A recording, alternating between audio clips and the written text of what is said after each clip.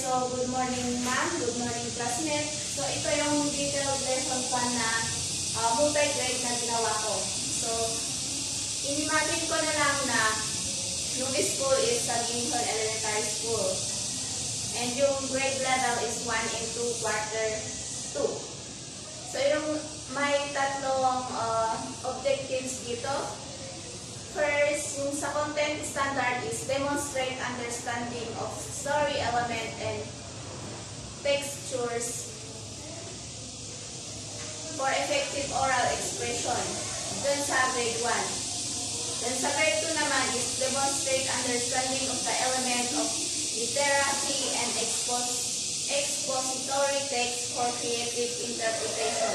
Yun yung content standard. Sa performance standard for grade 1 is correct identifies elements